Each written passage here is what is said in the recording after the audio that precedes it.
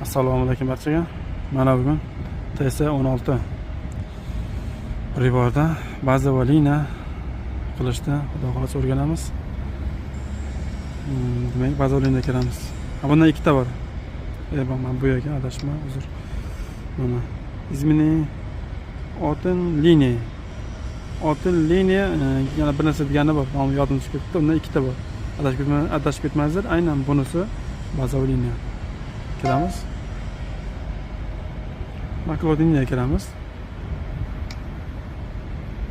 Va savza tochka qilamiz. O'zim men tayyorlab qo'yganman. Mana boshdan kirib ko'rsataman. Savza tochka.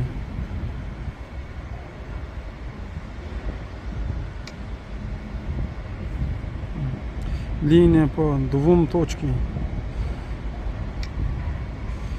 Tochkalar kirityapti. Sizda agar tochkangiz bunda bo'lmasa, mana interda bosib, OK'ga qarab bu yerdan topib kiritsangiz bo'ladi, yo bo'lmasa новый tochka orqali kiritsangiz ham bo'ladi. Mana новый tochka qilib yozib kiritasiz.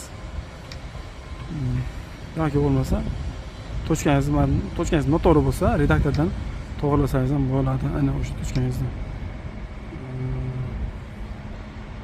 Ya o'zi adashib redaktordan to'g'rilab bo'lmasa ekan. Biz yangi tochka kiritsangiz bo'ladi. Shunaqa. Biz birinchi tochkaga 1, 2 ga 2 ni kiritdik. Masofasi mana bu masofasi 29 metr, 67 sm va 1 mm. Dalil emas, zavishda bosamiz.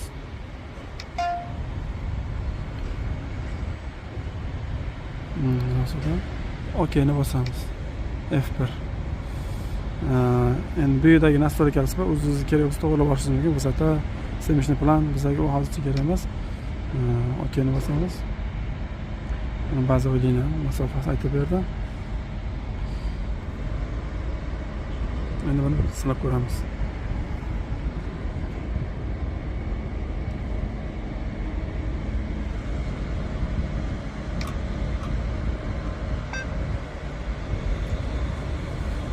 Bazaviy liniya.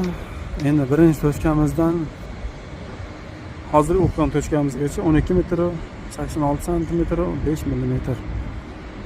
Endi bo'lsa bu o'sha qochiqlarga, bu tochkamizdan qancha masofa bu yoqqa o'ng tarafga yoki chap tarafga chiqqanligini aytib turibdi. Demak, bazaviy liniyada bilsangiz plus o'ng tarafda bo'ladi, plus o'ng tarafda, minus chap qo'l tomonda bo'ladi. Demak, bu